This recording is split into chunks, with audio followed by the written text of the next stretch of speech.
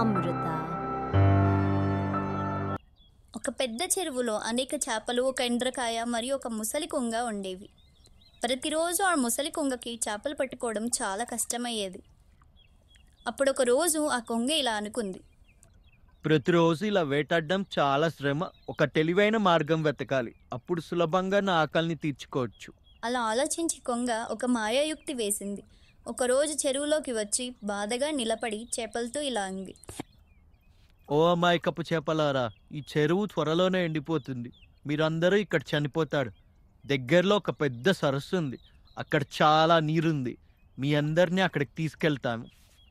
చేపలు ఆ వార్త విని భయపడ్డాయి. కొంగ చెప్పిన మాట నిజమని నమ్మాయి. ఆ చెరువు దగ్గరికి తీసుకెళ్ళమని కోరాయి. ఓ కొంగ మామ, మమ్మల్ని తప్పకుండా కాపాడాలి. మమ్మల్ని ఒకరొకరిగా ఆ సరస్సులో వదిలేవా అని వేడుకున్నాయి. కొంగ లోపల నవ్వుకుని, ఇప్పుడు ప్రతిరోజు బాగా తినొచ్చు, ఎవరికీ నా మోసం తెలియదు అని అనుకుంది.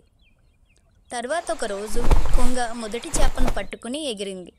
కానీ అది చేపను సరస్సులో వదలకుండా దగ్గరలో ఒక పెద్ద రాయిపై వదిలి తినేసింది.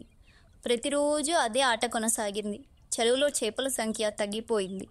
ఒకరోజు ఎండ్రకాయ కొంగ దగ్గరికి వచ్చి, మా స్నేహితులు వెళ్ళిపోయారు, తిరిగి రావడం లేదు. నన్ను కూడా సరస్సుకి తీసుకెళ్తావా? కొంగ ఆనందంగా అంగీకరించింది. మొదట ఎండ్రకాయని తన ముక్కుతో కరుచుకుని ఎగరసాగింది. ఎగురుతున్నప్పుడు ఎండ్రకాయ కిందకి చూసింది. రాళ్ళ మీద ఎన్నో చేపల ఎముకలు కనిపించాయి. అయ్యా, మా స్నేహితులు రక్షించబడ్డారనుకున్నా, కానీ వారందరినీ కొంగ తినేసిందా అని అనుకుని అప్పుడు ఎండ్రకాయ తెలివిగా ఇలా అంది.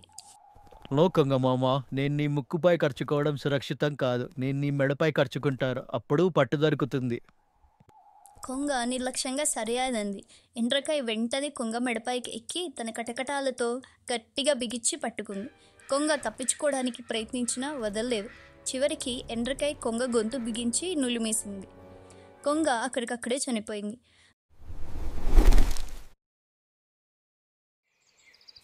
మిగిలిన చేపలు ఇక మోసపోవాల్సిన అవసరం లేకుండా చెరువులో సంతోషంగా జీవించాయి.